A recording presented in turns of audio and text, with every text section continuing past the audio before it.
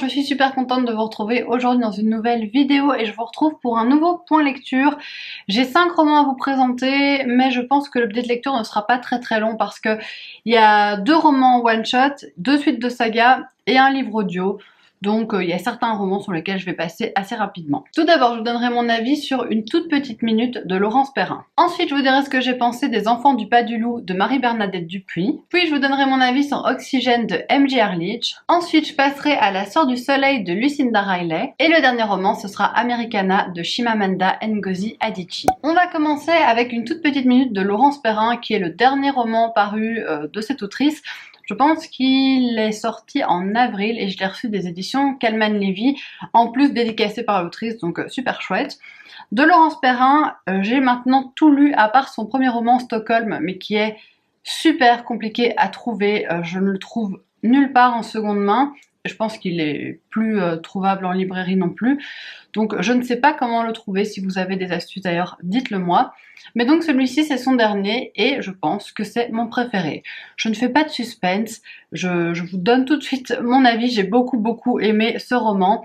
On se retrouve à New York en 95 et en 2016. C'est une histoire à double temporalité.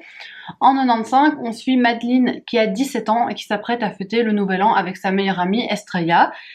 Et en 2016, on suit Madeline, 20 ans plus tard, qui sort de prison parce qu'elle a tué sa meilleure amie le soir du nouvel an.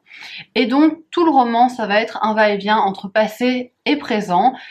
À la fois ce qui s'est passé dans les jours qui ont suivi l'assassinat de sa meilleure amie et tout ce qui suit sa sortie de prison. C'est assez rare dans ce genre de roman à double temporalité, mais j'ai autant aimé une époque que l'autre. En général, dans ce genre d'histoire, on préfère toujours savoir ce qui s'est passé, connaître l'histoire au passé. Mais ici, j'ai trouvé que toute la partie en 2016 était hyper intéressante parce qu'on est dans la réinsertion des détenus, la réinsertion à la société. Et ce que j'ai beaucoup aimé, c'est que on a ce choc technologique de Madeline parce que elle sort de prison, elle y est rentrée avant toute la transition numérique et quand elle sort, tout le monde a les réseaux sociaux, déjà tout le monde a un téléphone portable, plus rien n'est comme avant, elle n'a pas connu le 11 septembre 2001 non plus, donc elle est vraiment en décalage avec tout le reste de la société et elle va devoir se reconstruire alors qu'elle a rien connu de la vie de femme, alors qu'elle a jamais eu de relation amoureuse par exemple, elle a jamais eu d'enfant et elle a loupé tout un pan de sa vie. Je dis pas du tout qu'avoir des enfants c'est réussir un pan de sa vie, hein.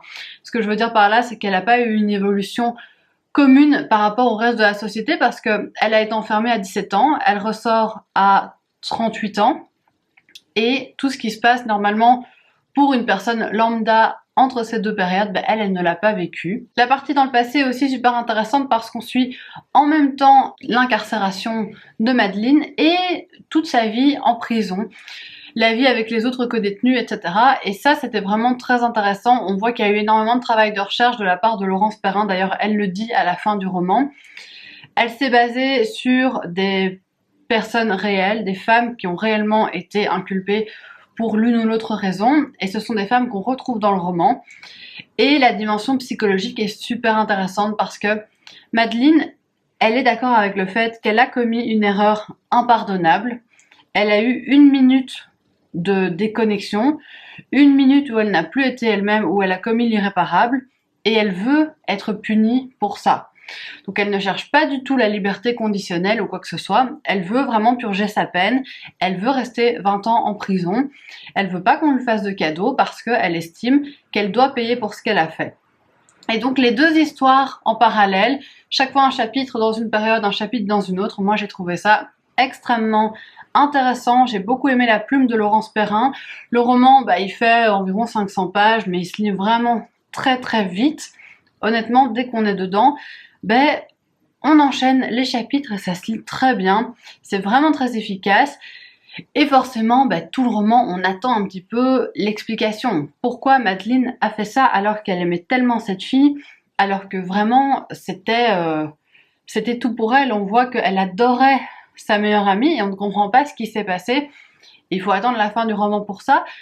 La fin est peut-être un petit peu brève, mais moi ça ne m'a pas gênée. Ça m'a suffi en fait. C'était pas tellement ça que j'attendais du roman. C'était pas tellement d'avoir absolument la réponse à mes interrogations, mais plus de suivre tout le procédé psychologique.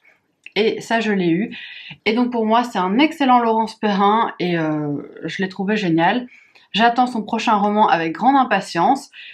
Et celui-ci, je peux que vous le conseiller. Si tout ce genre de sujet vous intéresse, moi je l'ai trouvé très très réussi. J'ai lu Les Enfants du Pas du Loup de Marie-Bernadette Dupuis. C'est mon premier roman de l'autrice. Je sais que c'est une autrice assez réputée, donc j'avais envie de savoir un petit peu ce qu'elle faisait. J'ai commencé par un petit roman pour voir si ça me plaisait. Et malheureusement, ça m'a pas vraiment convaincue. L'histoire, c'est l'histoire de Hugo qui est un jeune matelot. Il navigue sur une gabarre, c'est un type de bateau. Il vit dans un petit village de Charente.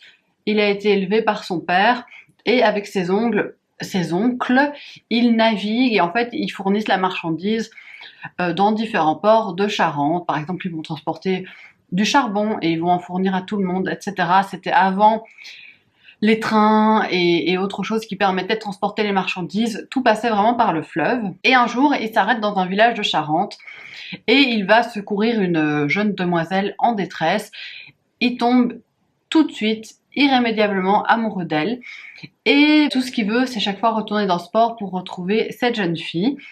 Et quand il rentre chez lui, dans son village, à Saint-Simon, il y a toujours la petite Louise qui a 9 ans de moins que lui, qui l'attend parce que depuis toujours, elle est amoureuse d'Hugo, qui est grand, qui est beau, qui est fort, qui est courageux. Et elle l'attend à chaque fois, elle l'aime, mais lui évidemment, il ne la regarde pas, il a 19 ans, elle en a 10. J'ai oublié de vous dire, ça se passe au 19e siècle, le début de l'histoire c'est en 1863, donc si je mets pas le contexte historique forcément, il manque des informations. Et donc, on va suivre l'histoire d'Hugo au fur et à mesure des années. J'ai mis beaucoup de temps à rentrer dans l'histoire, déjà parce qu'au début, je trouve que sur les 100 premières pages, on est peut-être trop dans le domaine maritime. Alors évidemment, c'est l'histoire, on est dans le milieu des bateaux, mais c'est peut-être un peu trop pointu directement. Moi, j'ai dû chercher des mots au dictionnaire. Ça me dérange pas d'apprendre des mots, au contraire, je suis contente. Mais il y avait quand même pas mal de choses que je comprenais pas, de discussions où j'étais à m'attendre, de quoi est-ce qu'on parle? Et au final, les bateaux, c'est pas un sujet qui me passionne. Je suis contente quand je peux apprendre de nouvelles choses. Mais ici, au début, je trouve que ça apportait de la lourdeur et que ça faisait qu'on n'avait pas forcément envie d'aller au-delà. Après une centaine de pages, l'histoire prend une autre tournure, mais alors c'était très attendu. Ce qui se passe à partir de la page 100, 120, j'ai trouvé que tout était extrêmement cousu de fil blanc. Tout est très prévisible et en fait, je trouve que l'autrice s'arrange beaucoup pour bien mener son histoire, c'est-à-dire que elle va faire s'enchaîner les événements de manière très rapide et puis il va se passer des choses, on se dit ah, comme par hasard. Comme ça permet au héros d'avancer. Il y avait aussi parfois quelques remarques assez sexistes. Bon, ça on peut dire que c'est lié à l'époque du roman, à l'époque de l'intrigue. Mais j'ai vraiment pas été tellement emballée par ce livre et j'étais contente de le terminer. D'ailleurs, je l'ai un peu terminé en diagonale parce que j'avais envie d'en venir à bout. Et je crois pas que je vais m'en rappeler, honnêtement. C'est tellement banal ce qui se passe. Il n'y a pas d'intrigue très forte. Et puis, comme je vous dis, il n'y a aucune surprise. Donc ouais, je pense que je l'effacerai assez vite de ma mémoire. Ensuite, on passe aux suites de saga. D'abord, j'ai lu Oxygène de M.J. Arledge. C'est le 5e tome des aventures de l'enquêtrice Helen Grace. Donc c'est la saga de Amsterdam Graham. Toujours la même enquêtrice, on est toujours à Southampton, en Angleterre, et on suit toujours son équipe et elle qui mène des enquêtes. Et dans ce 5e tome, c'est assez particulier parce que on a une victime dans un club libertin qui a été enroulé de ruban adhésif, et ça a bloqué sa respiration et donc il est mort asphyxié. Et en fait, Hélène le connaît. Et donc elle va mener l'enquête sans dire à son équipe que c'est un homme qu'elle connaît. Et c'est pas un tome que j'ai trouvé formidable. Je commence petit à petit à me lasser un peu de cette saga. Je pense que c'est peut-être dû au fait que j'ai lu le 4e tome il y a pas très longtemps.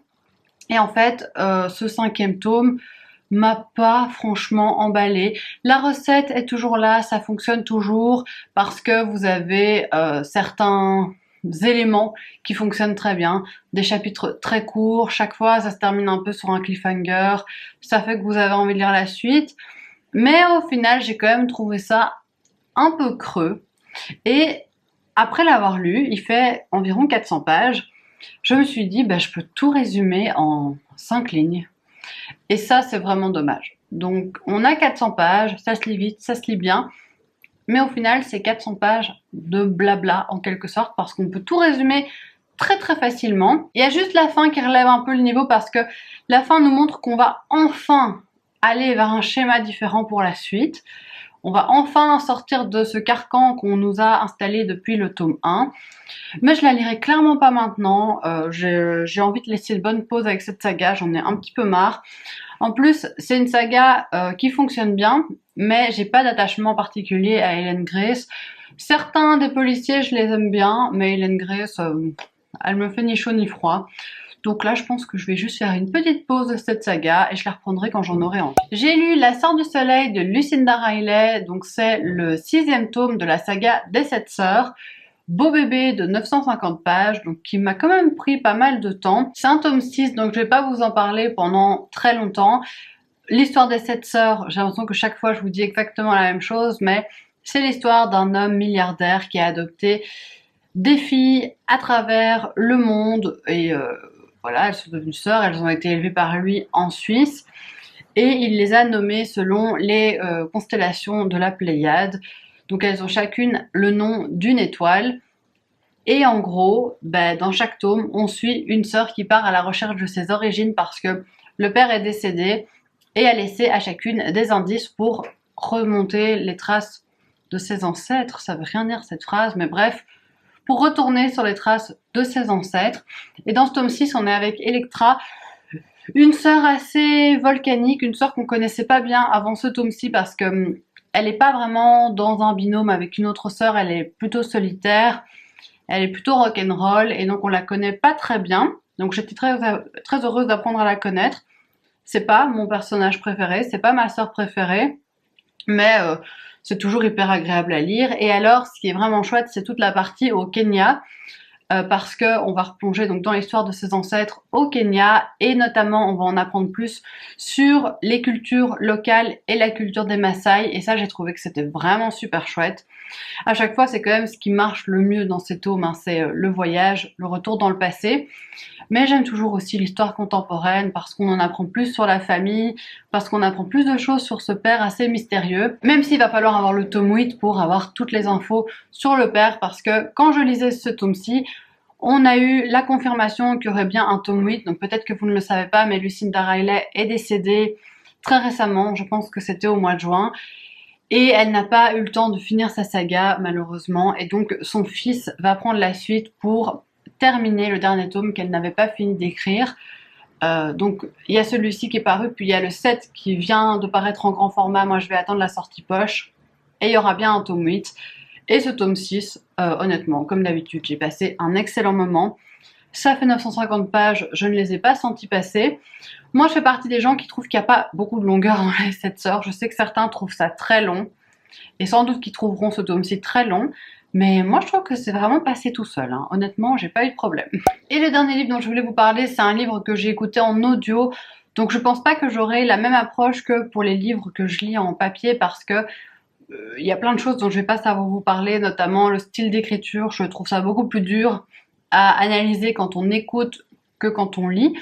C'est le livre Americana de Chimamanda Ngozi Adichie. C'est un roman que j'ai lu dans le cadre du challenge La croisière littéraire au féminin organisé par Laura, du compte Instagram Laura's Readings. D'ailleurs, c'est avec elle que j'ai lu le Laurence Perrin également. Je suis super contente de l'avoir lu dans ce cadre-là parce que c'est un livre qui me faisait un peu peur parce que c'est un gros pavé. En audio, il a duré 19 heures, donc c'est quand même assez long. C'est l'histoire d'Ifemelou. Quand le roman commence, elle vit aux États-Unis, mais elle compte repartir chez elle au Nigeria. Ça fait plus ou moins 15 ans qu'elle vit aux États-Unis et elle veut retourner sur sa terre natale. On va en apprendre plus sur sa vie au Nigeria d'abord, son amour avec Obinze et puis son arrivée aux États-Unis. Donc elle a laissé un homme qu'elle aimait particulièrement qui s'appelle Obinze au pays et elle a migré vers les États-Unis pour ses études. On va voir sa vie au Nigeria, mais surtout son arrivée aux États-Unis et le choc des cultures qu'elle va rencontrer. Parce que déjà tout est différent de chez elle aux États-Unis, c'est pas comparable à sa vie au Nigeria. Quand elle arrive aux États-Unis, c'est vrai qu'elle va ressentir toute la différence que sa couleur de peau peut impliquer, que ce soit au niveau du racisme ordinaire, des questions un peu farfelues que les gens vont lui poser, des discriminations qu'elle peut rencontrer. Elle va tenir un blog sur lequel elle va parler de son expérience de femme noire aux États-Unis. Et on va suivre en fait toute sa vie aux États-Unis et puis le fait qu'elle rentre chez elle au Nigeria. Et on va aussi suivre un petit peu le parcours de Binzé, donc j'allais dire son fiancé, mais ils étaient jeunes, son copain de l'époque. Ce qu'il fait une fois que Ifemelu est parti du Nigeria. C'est un roman que j'ai trouvé vraiment super intéressant au niveau des réflexions qui sont apportées parce que évidemment, ce ne sont pas des réflexions que je me fais, je ne suis pas concernée par le sujet comme vous l'avez sans doute remarqué. Et j'ai trouvé que c'était ultra intéressant de se rendre compte de tout ce que cette femme peut vivre et de toutes les réflexions qui peuvent germer dans son esprit. Et c'était vraiment bien fait. Et même tout ce qui est différent en termes de culture, en termes de nourriture et tout ça, ça c'est assez chouette. On creuse des sujets profonds, on creuse des sujets plus légers, heureusement, sinon ce serait quand même un peu compliqué au niveau émotionnel. Je trouve quand même qu'il y a beaucoup de détails qui sont parfois un petit peu superflus. Et il y a des moments où je me suis clairement ennuyée, où je décrochais complètement quand je l'écoutais en audio, notamment la partie sur Robinzé. Et pourtant, ce qu'il vit est intéressant et assez impactant sur la migration, etc. C'est intéressant. Mais trop d'infos et ça arrive parfois aussi avec les parties d'Ifemelu. Même si ces parties m'intéressaient beaucoup, j'ai quand même trouvé qu'il y avait des longueurs et il y a des moments où j'ai complètement décroché et pour moi c'était trop long. Donc, le message il est hyper bien, tout ce qui est amené est super intéressant, mais c'est juste que c'est quand même un gros morceau et qu'on raconte un peu de tout, donc des choses très intéressantes et des choses qui sont bien plus anecdotiques. Et voilà, c'est tout pour cette vidéo, j'espère vraiment qu'elle vous aura plu. N'hésitez pas à me dire si vous avez lu un de ces livres, ce que vous en avez pensé, ce que vous lisez en ce moment. Et moi, je vous retrouve très bientôt dans une prochaine vidéo. Gros bisous!